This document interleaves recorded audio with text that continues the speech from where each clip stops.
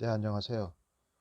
오늘은 제가 영화 기자 생활을 하면서 생생하게 체험했던 그런 사례를 하나 통해서 우리나라 어떤 민족성이 갖고 있는 그런 특이한 기질을 한번 좀 말씀을 해 드릴까 합니다.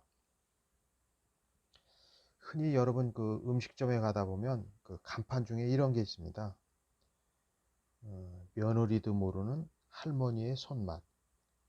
이게 어떻게 보면 그 집에서 만드는 음식이 뛰어나게 맛있다라는 표현도 되지만, 또 한편에서는 우리 한국인이 갖고 있는 특이한 민족적 특질을 엿볼 수 있는 그런 뉘앙스를 담고 있는 그런 표현입니다.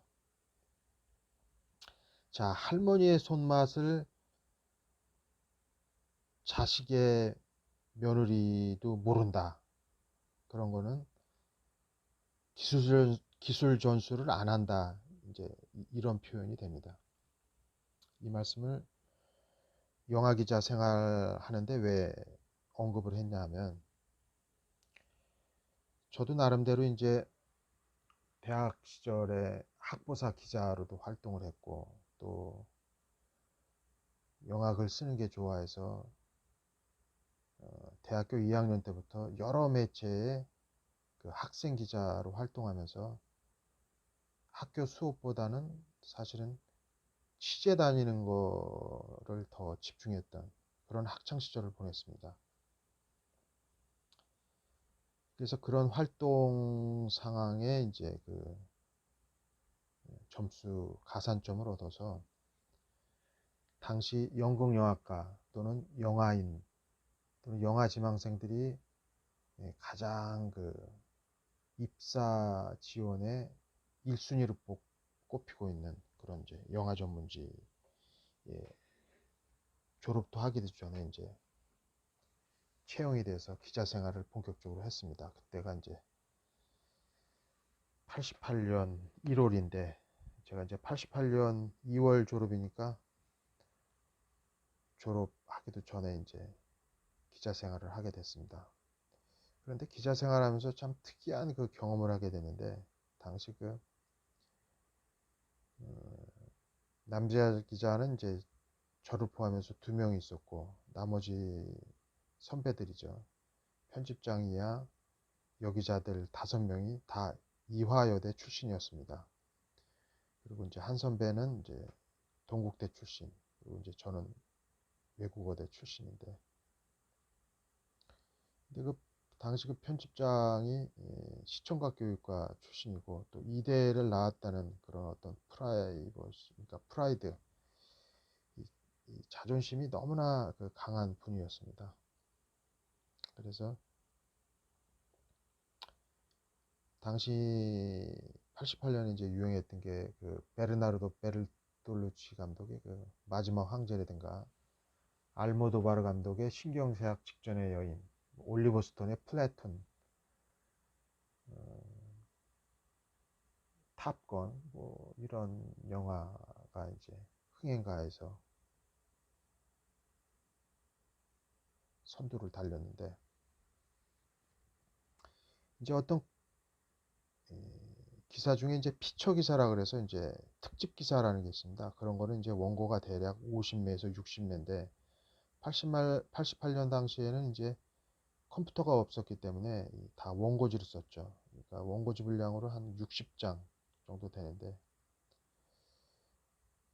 이걸 써서 제출했는데 편집장이 이제 검열을 하면서 이제 마음에 안 들었죠. 그래서 편집장이 호칭이 당신입니다. 당신. 저한테 당신 일로 와봐 이러는 거예요. 근데 저는 그 당시 이제 사회초년병이니까 얼마나 선배나 편집장이 두려움의 존재였겠어요. 그래서 이제 열중시월하고 그 책상 앞에서 이제 다소곳이 서 있는데, 원고지 60장을 바닥에 휙 던지는 거예요. 그러니까 이제 쫙 퍼지죠, 바닥에. 원고 다시 써와. 그래서 어떻게 해요? 그 바닥에 떨어진 그 원고지를 이제 주섬주섬 집어들어서 다시 이제 원고를 쓰려고 하는데, 아니 뭐가 기사가 잘못되고 뭐 어디를 고쳐야 되고, 흔히 이제 야마라고 하는데, 어떤 기준점, 이 기사의 리드, 어, 이거에 대한 방향성도 없이 그냥 무조건 다시 쓰라는 거예요. 아, 난감하죠. 다시 또 좀 저속한 표현으로 개발세발 또 60매를 채웠습니다. 또 퇴짜를 맞았어요. 그래서 무려 3번을 퇴짜를 맞았습니다. 그러니까 180매를 퇴짜를 맞은 거죠. 그래서 제가 지금도 가운데 그 중지 손가락 그 끝부분에 보면 약간 그 울퉁불퉁하게 이렇게 좀 굳은 살이 있어요. 그거는 뭐냐면 제가 그 당시에 이제 볼펜으로 꼭꼭 눌러서 썼기 때문에, 얼마나 그 볼펜으로 눌러서 그 컴퓨터가 나오기 전까지 원고지를 썼냐 하면, 이게 물집이 생겨서 이 굳은 살이 박힐 정도로 그렇게 원고를 썼었습니다. 이 말씀을 왜 드리냐면, 제가 이제 기자 생활을 하면서 초년병 시절에 선배들이 사실은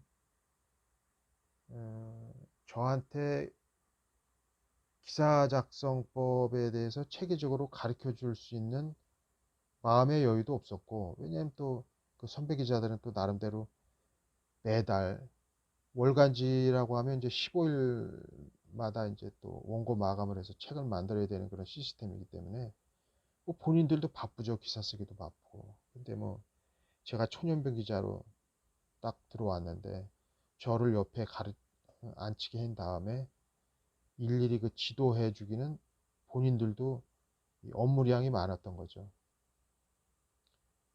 그렇기 때문에 저는 이제 어떻게 보면 고린무원 상태죠. 주변에 이제 도움을 요청할 사람이 없기 때문에 그때 상당히 좀 많은 고민을 했습니다. 야, 이게 저 나름대로도 그래도 학창 시절에 글귀 하나 쓴다고 이렇게 좀 거들먹거렸는데, 막상 이 프로 세계에 왔더니 야, 이게 진짜 거의 그 그라운드 제로구나, 이 바닥이구나. 그래서 이제 그 당시 그 회사가 세종문화회관 그 후문 쪽 분수대 그쪽에 있었습니다. 그래서 어떻게 해요? 그 분수대에서 그 선배들은 이제 취재 나갔을 때 저는 거기서 우두커니 앉아서, 이걸 어떻게 편집장 구미에 맞는 기사를 쓰나, 그렇게 한 근한 1년 이상을 그렇게 혹독한 그런 원고 반복 훈련을 받았던 것 같아요. 예, 그래서 그런지 이제 저도 그 잡지사를 나와서 이제 지방 신문사를 들어갔고, 그 잡지에 그 저를 혹독하게 다뤘던 그 편집장도 이제 여러 가지 이유로 이제 퇴사를 했습니다. 그래서 왜 브래드 피트가 나왔던 그 티베트에서의 7년이라는 그 달라이라마 소재를 다룬 그 영화가 있었습니다. 그 영화 시사장에서 저를 혹독하게 대했던 편집장을 그한 10년 만인가 그렇게 만났는데, 제가 그러니까 그때까지도 두렵더라고요. 이렇게 아는 척 하는 게. 그래서 그 당시에 이제 제가 대학원을 다녔기 때문에 대학원 지도교수와 이제 그 영화를 같이 봤었는데, 제가 앉았던 그 의자 라인에 저 끝에 이제 그 편집장이 앉아 있었던 거예요. 그 당시에 이제 퇴직한 그런 상태지만. 근데 이제 제가 엔딩 크레딧이 올라가고 일어나려고 하는데, 저 끝에서 편집장이 안 일어나는 거예요. 그게 어떻게 해요? 제 옆에 있던 지도교수한테 나갑시다 그러고 그 사람을 저 먼저 앞질러 나가게 하고, 저는 촘촘히 그 양반한테 이제 붙어서 나갔죠. 그래서 나와서 제가 이제 기자 초년병 시절에 겪었던 그런 내용을 당시 그 지도교수한테 이제 푸념 삼아 종로 2가 그 거리를 걸으면서 얘기했던 그런 추억이 갑자기 생각이 났습니다. 이 말씀을 왜 드리냐면 직장 생활, 뭐 기자 생활이 됐든 일반 뭐 기업이 됐든 이 상사, 상급자를 잘 만난다는 것도 참 개인한테 복인 것 같아요. 그래서 여러분도 뭐 직장 생활을 다 하셨던 분도 있고 또 지금 맹렬히 하시는 분도 있지만 이 사람 관계 때문에 직장을 그만두는 경우가 사실 참 많잖아요. 뭐 일이 힘든 거야, 뭐 응? 그거야 배워나가면서 하지만은 어떤 인간적인 갈등 때문에 생계터전인 그 직장을 그만둬야 되는 그런 사례가 많이 있었는데 저 또한 그 영화 기자 그 초년병 시절에 어떤 선임들의 어떻게 보면 좀 무심했던 그런 행위나 태도로 인해서 많은 그 마음의 상처를 받았다 이런 것이 갑자기 떠올랐습니다.